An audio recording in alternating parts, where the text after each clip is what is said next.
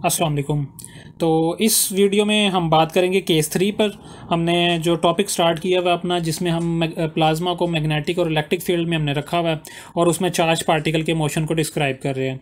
तो third case में हम बात करेंगे नॉन यूनिफॉर्म मैग्नेटिक फील्ड और इलेक्ट्रिक फील्ड हमने ज़ीरो की हुई है। नॉन यूनिफॉर्म किस टाइप की है?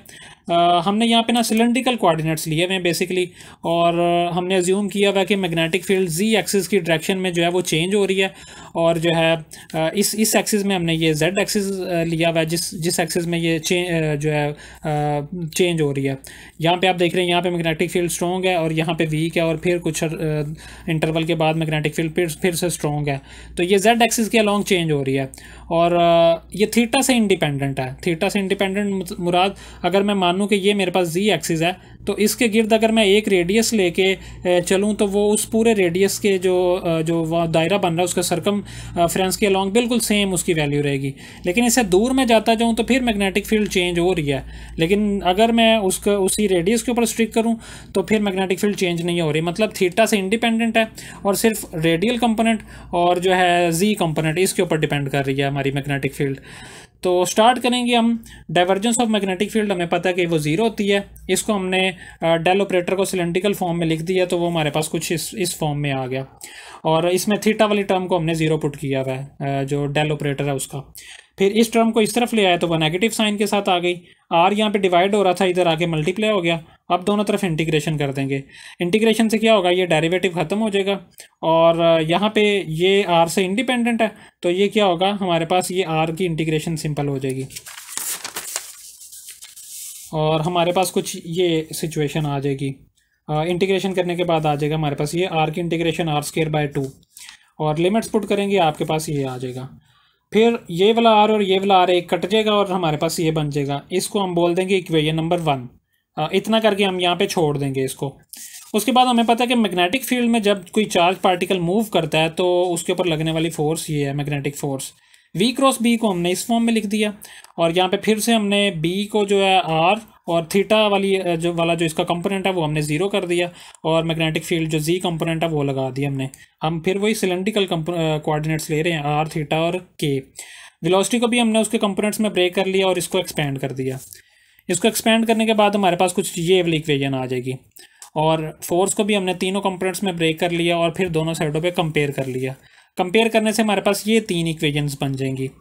और पहले दोनों केस में भी हमने सेम यही काम किया था। फोर्स को कंपेयर करके हमने 3 इक्वेशंस निकाली थी। फ़र्क सिर्फ इतना था कि फोर्स की जगह पे हमने एम ए पुट कर दिया था, और यहाँ पे सिर्फ अभी फोर्स ही है। तो आप पुट कर सकते हैं, ना भी करें तो ये वैसी ही इक्वेशंस है जो पहले 2 केस में निकली थी। इक्वेशन नंबर 1 बिल्कुल सेम है पहले केस में दूसरे केस में, और इक्वेशन नंबर 2 ये थोड़ी सी डिफरेंट है। यहाँ पे दूसरे केस में इलेक्ट्रिक फील्ड का कंपोनेंट आ रहा था, यहाँ पे मैग्नेटिक फील्ड का कंपोनेंट है। तो लेकिन ये दोनों का रिजल्ट सेम आने वाला है, बिल्कुल सेम जैसा पहले केस में आया था। एक सर्कल की इक्वेशन बनने वाली है। सिर्फ ये क्या होगा कि इसका जो रेडियस है वो डिपेंड करने वाला है जो उसकी मैग्नेटिक फील्ड की स्ट्रेंथ पे। स्ट्रेंथ ज़्यादा होगी तो रेडियस कम होगा, स्ट्रेंथ ज़्यादा होगी तो स्ट्रेंथ कम होगी तो रेडियस भी कम होगा। सॉरी मैं उल्टा बोल गया। अगर स्ट्रेंथ मैग्नेटिक फील्ड की ज़्यादा होगी तो रेडियस कम होगा, और अगर स्ट्रेंथ कम होगी तो रेडियस ज़्यादा होगा। तो ये 2 इक्वेशन हमें सर्कल की इक्वेशन ही देने वाली हैं। थर्ड इक्वेशन डिफरेंट है बाकी दोनों केसेस से, तो इसको हम सॉल्व करेंगे और इसके ऊपर बात करेंगे कि ये क्या बता रही है, और ये बहुत इंपॉर्टेंट इक्वेशन है। तो इसको देखते हैं। तो इस इक्वेशन में हम ये वाली इक्वेशन नंबर 1 से बी आर की वैल्यू पुट कर देंगे इस इक्वेशन के अंदर। तो ये वाली वैल्यू पुट कर देंगे हम इसके अंदर। तो पुट करने के बाद हमारे पास ये आ जाएगा। यहाँ पे आर हमारे पास लार्मर रेडियस है। लार्मर रेडियस की बात हम पहले कर चुके हैं। डिबे लेंस जब हमने ड्राइव की थी तो आर की जगह पे हमने लार्मर रेडियस पुट कर दिया। वी थीटा और वी जी ये दोनों आपस में परपेंडिकुलर हैं, क्योंकि ये थीटा एक्सिस के अलोंग है और ये जी एक्सिस के अलोंग है, तो दोनों परपेंडिकुलर हैं। इसकी जगह पे मैंने वी परपेंडिकुलर लगा दिया, और आर लार्मर रेडियस की value v perpendicular over omega c ये पुट कर दिया। ये मैंने बता दिया यहाँ पे कि ये वैल्यूज़ हमने 2 पुट की इसके अंदर। फिर हमारे पास इसको सिंप्लीफाई करने के बाद हमारे पास ये इक्वेशन आ गई, ओमेगा की वैल्यू भी हमने फाइंड की थी क्यू बी जी ओवर एम, तो वो भी हमने पुट कर दी ओमेगा की जगह पे, ये भी हमने निकाली थी वैल्यू केस 1 में शायद। उसके बाद ओमेगा की वैल्यू पुट करने से हमारे पास ये चीज़ आ गई, क्यू क्यू से कट जाएगा, एम ऊपर जाके मल्टीप्लाई हो जाएगा और ये इक्वेशन हमारे पास आ गई 1/2 mv²। ये एक काइनेटिक एनर्जी है डिवाइडेड बाय बी, ये जो बी जी है ये, और पार्शल बी जी ओवर पार्शल जी। इतना करके हमने इसको इक्वेशन नंबर 2 का नाम दे दिया और इसको यहाँ तक छोड़ दिया। इसके बाद मैग्नेटिक मोमेंट हमें पता है म्यू बराबर होता है आई ए के, मतलब करंट इनटू एरिया। करंट किसके बराबर होता है मैग्नेटिक मोमेंट में, वो बराबर होता है चार्ज इनटू फ्रीक्वेंसी। फ्रीक्वेंसी बराबर होती है ओमेगा ओवर 2 पाई। तो ये हमारे पास आ गया क्यू की जगह पे, क्योंकि इलेक्ट्रॉन का चार्ज पुट किया है तो नेगेटिव ई आ गया हमारे पास। एरिया सर्कल का पाई आर स्क्वायर, तो मैग्नेटिक मोमेंट हमारे पास आ गया ये।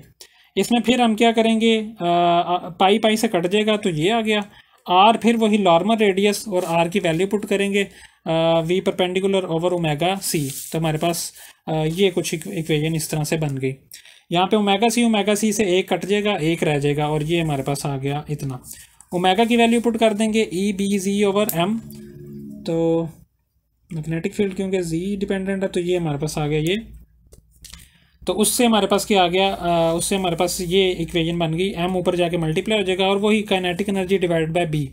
और ये सेम चीज़ हमारे पास इस इक्वेशन में थी 1/2 m v perpendicular divided by B. तो हम क्या करेंगे, इसकी जगह पे म्यू को पुट कर सकते हैं, माइनस म्यू को, क्योंकि यहाँ पे ये वैल्यू माइनस के साथ है, यहाँ पे प्लस के साथ है, तो इसकी जगह पे हम माइनस म्यू लगा सकते हैं। वो जब हम माइनस म्यू पुट करेंगे तो हमारे पास ये आ जाएगा, ये इक्वेशन बन जाएगी। सॉल्व करने के बाद हमारे पास ये आ गया, और ये पहली इक्वेशन थी और ये दूसरी इक्वेशन जो हमने पीछे कंपेयर करके निकाली थी। अब ये थर्ड इक्वेशन हमारे पास बन गई। अब देखते हैं कि ये तीनों इक्वेशंस किस तरह का मोशन डिस्क्राइब कर रही हैं। ये दो इक्वेशंस तो हमारे पास सेम वही मोशन, हेलिकल एक जो सर्कल की फॉर्म में मोशन है वो चार्ज पार्टिकल का डिस्क्राइब कर रही हैं। और ये थर्ड इक्वेशन हमें क्या बता रही है, तो थर्ड इक्वेशन देखते हैं। थर्ड इक्वेशन हमारे पास एफ डायरेक्टली प्रोपोर्शनल है change of rate of magnetic field along z axis, कि जैसे जैसे मैग्नेटिक फील्ड ज़्यादा होती जाएगी एक फोर्स जो है वो जी एक्सिस की डायरेक्शन में ज़्यादा होती जाएगी, लेकिन नेगेटिव साइन के साथ। मतलब जैसे जैसे चार्ज पार्टिकल जी एक्सिस की डायरेक्शन में मूव करता जाएगा, सर्कल में मूव करते करते स्ट्रॉन्ग मैग्नेटिक फील्ड की तरफ जाता जाएगा, जैसे जैसे मैग्नेटिक फील्ड ज़्यादा होती जाएगी, बढ़ती जाएगी, तो एक फोर्स आएगी जी एक्सिस, नेगेटिव जी एक्सिस की डायरेक्शन में, मतलब ऑपोजिट डायरेक्शन में एक फोर्स जो है वो आती जाएगी। और पार्टिकल चूंकि इस तरफ मूव कर रहा है और वो फोर्स दूसरी डायरेक्शन में लग रही है, जैसे जैसे स्ट्रॉन्ग फील्ड होती जाएगी तो वैसे वैसे जो ऑपोजिट फोर्स है वो भी बढ़ती जाएगी, और एक टाइम आएगा कि वो पार्टिकल को यहाँ पे रोक देगी। पार्टिकल सर्कुलर मोशन तो करेगा लेकिन जी एक्सिस की डायरेक्शन में आगे नहीं जाएगा, और फिर वो जो फोर्स यहाँ पे उसके ऊपर नेगेटिव डायरेक्शन में लग रही है वो उसको दोबारा रिवर्स डायरेक्शन में ले जाएगी। तो ये बेसिक ये जो थर्ड इक्वेशन हमने सॉल्व की ये बहुत इंपॉर्टेंट है। लेकिन अगर ये म्यू कॉन्स्टेंट है, तो अगर ये म्यू कॉन्स्टेंट है तब ये एफ डायरेक्टली प्रोपोर्शनल होगा इसके। अगर ये म्यू कांस्टेंट नहीं है तो ये म्यू इसको चेंज कर सकता है, इस फोर्स को। तो हमें अब ये प्रूव करना होगा कि ये म्यू जो है ये कांस्टेंट है, और ये अलग से क्वेश्चन भी आता है कि प्रूव करो ये मैग्नेटिक मोमेंट जो है ये कांस्टेंट है। तो बेसिक मैं दोबारा से फिर इसको थोड़ा सा इसके ऑर्बिट को एक्सप्लेन करता हूँ। ये दोनों इक्वेशंस फिर से वही मोशन डिस्क्राइब कर रही हैं सर्कुलर पाथ का, लेकिन इस इक्वेशन में जो ये कंपोनेंट है इसकी वजह से ये क्या हो रहा है, इसका रेडियस डिपेंड कर रहा है मैग्नेटिक फील्ड की स्ट्रेंथ पे। तो आप यहाँ से देख सकते हैं जैसे जैसे मैग्नेटिक फील्ड जो है वो ज़्यादा हो रही है वैसे वैसे इसका रेडियस जो है वो कम होता जाएगा, क्योंकि मैग्नेटिक फील्ड जी की डायरेक्शन में ज़्यादा हो रही है। मैग्नेटिक फील्ड ज़्यादा होती जाएगी तो इसमें से ये माइनस की टर्म एक ज़्यादा होती जाएगी, और फोर्स जो है वो क्या होगा वो कम होती जाएगी, और पार्टिकल का जो ऑर्बिट है वो कम होता जाएगा। तो ये पार्टिकल जो है जैसे जैसे मैग्नेटिक फील्ड स्ट्रॉन्ग होगी तो वैसे वैसे इसका ऑर्बिट जो है वो जो रेडियस है वो कम होता जाएगा। लेकिन यहाँ पे जो माइनस साइन आ रहा है ये शो कर रहा है कि ऑपोजिट डायरेक्शन में भी एक फोर्स लगती जाएगी। तो ये बेसिक इन तीनों की जो बेसिक प्रॉपर्टीज़ हैं ये इसके ये जो मोशन डिस्क्राइब करें ये बहुत इंपॉर्टेंट है, और आगे हम इसकी बात करने वाले हैं। और बेसिक ये फिनोमिना बता रहा है प्लाज्मा प्लाज्मा की कन्फाइनमेंट कि प्लाज्मा कन्फाइन हो रहा है इस इतने रीजन के अंदर। जैसे जैसे यहाँ पे मैग्नेटिक फील्ड स्ट्रांग हो रही है, एक ऑपोजिट फोर्स जो है उसको दोबारा से मैग्नेटिक फील्ड के अंदर लेके आ रही है इस तरफ, और यहाँ पे भी मैग्नेटिक फील्ड स्ट्रांग हो रही है, जैसे पार्टिकल इधर जाएगा तो वो दोबारा फोर्स इस तरफ को आएगी। तो ये इसे बोलते हैं प्लाज्मा कन्फाइनमेंट। तो अब जो हमारा क्वेश्चन था कि इसको प्रूव करना है हमने कि ये म्यू जो है ये कॉन्स्टेंट है, इसको प्रूव करते हैं। तो अब इसके ऊपर बात करते हैं इनवेरियंस ऑफ मैग्नेटिक मोमेंट। तो ये इक्वेशन हमने जो है वो सॉल्व की हुई है, यहाँ तक हमने इसको देखा हुआ है। एफ़ की जगह पे हम पुट कर देंगे एम ए की जगह पे मैंने पुट कर दिया d v over d t, क्योंकि ये जी की डायरेक्शन में हमारे पास वेलोसिटी थी और यहाँ पे मैग्नेटिक फील्ड भी जी की डायरेक्शन में है, तो ये दोनों एक दूसरे के पैरेलल हैं। तो इसके ए की जगह पे मैंने जो वेलोसिटी पुट की वो दो लाइंस है, मतलब पैरेलल का साइन शो कर रही हैं कि ये वेलोसिटी पैरेलल है जी डायरेक्शन में, क्योंकि फोर्स जी डायरेक्शन में लग रही है, तो velocity parallel to the z axis यहाँ पे हमने उसकी बात की हुई है। तो ये आ गया हमारे पास, दोनों तरफ एक और वी पैरेलल से मल्टीप्लाई कर देंगे, तो ये मैंने दोनों तरफ मल्टीप्लाई कर दिया। अब जो लेफ्ट हैंड साइड पे हमारे पास जो चीज़ है, अगर मैं इसको डेरिवेटिव के अंदर लेके जाऊं तो मुझे स्क्वायर लगाना पड़ेगा ऊपर, और यहाँ पे 2 से डिवाइड करना पड़ेगा। जब आप इसका डेरिवेटिव लेंगे तो आपको दोबारा ये ऊपर वाली चीज़ मिल जाएगी। मतलब डेरिवेटिव कैसे लेंगे, 2 शुरू में पावर में से एक कम करेंगे तो एम वी पैरेलल आ जाएगा, और 2 से कट जाएगा, और ये दोबारा इक्वेशन आपके पास बच जाएगी। तो ये इसको हमने क्या किया, इसके अंदर ले गए, और ये वाली इक्वेशन बिल्कुल सेम एज इट इज़ आ गई। इसके बाद क्या होगा, जो 1/2 यहाँ पे बाहर था इसको भी हम अंदर ले गए, तो हमारे पास ये इक्वेशन बन गई। और ये 1/2 हमारे पास क्या आ गया, ये 1/2 एम वी स्क्वायर, ये बेसिक काइनेटिक एनर्जी आ गई हमारे पास पार्टिकल की, जब वो पैरेलली मूव कर रहा है जी एक्सिस के, तो वो काइनेटिक एनर्जी, और ये डेरिवेटिव उसका। अब काइनेटिक एनर्जी क्योंकि पार्टिकल की कंजर्व है, इस वजह से सम ऑफ पैरेलल काइनेटिक एनर्जी और सम ऑफ परपेंडिकुलर वेलोसिटी से जो काइनेटिक एनर्जी है उन दोनों का सम का डेरिवेटिव इक्वल्स टू 0 होगा, क्योंकि ये कंजर्व है। पार्टिकल की एनर्जी तो कांस्टेंट रहने वाली है, वो तो चेंज नहीं होगी।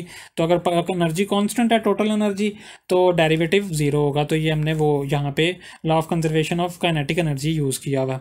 डेरिवेटिव दोनों पे अलग अलग कर देंगे तो ये हो जाएगा, और ये अभी हमने इसको ऊपर ड्राइव किया कि ये इसके इक्वल है, इसकी जगह पे ये पुट कर देंगे हम, तो हमारे पास इतनी इक्वेशन आ गई ये। अब वेलोसिटी बराबर होती है, वेलोसिटी क्योंकि ये पैरेलल टू द जी है, तो इस वेलोसिटी की जगह पे मैं पुट कर सकता हूँ d z over d t, क्योंकि ये जी एक्सिस की डायरेक्शन में वेलोसिटी है, और वेलोसिटी बराबर होती है change of rate of distance with respect to time. तो इसको मैं पुट कर दूंगा d z over d t, तो उसकी जगह में मैंने ये पुट कर दिया। D z over d z और पार्शियल जी, ये दोनों सिमिलर टाइप चीज़ें हैं, डेरिवेटिव ये दोनों कट जाएंगी आपस में, और मेरे पास आ जाएगा D D over d T, उसकी जगह पे ये मेरे पास आ गया। और यहाँ पे दूसरी जो टर्म थी हमारे पास, दूसरी जो काइनेटिक एनर्जी थी 1/2 m v perpendicular v square, तो इसकी जगह पे हमारे पास आ जाएगा म्यू जी, ये सिंपल इसके इक्वल होता है, तो वो हमारे पास आ जाएगा। ये इसका डेरिवेटिव लेंगे, इसके ऊपर प्रोडक्ट रूल लगने वाला है, तो प्रोडक्ट रूल से हमारे पास ये इक्वेशन ये आ जाएंगी 2 टर्म्स, ये दोनों आपस में कटने वाली हैं, ये हमारे पास बच जाएगी।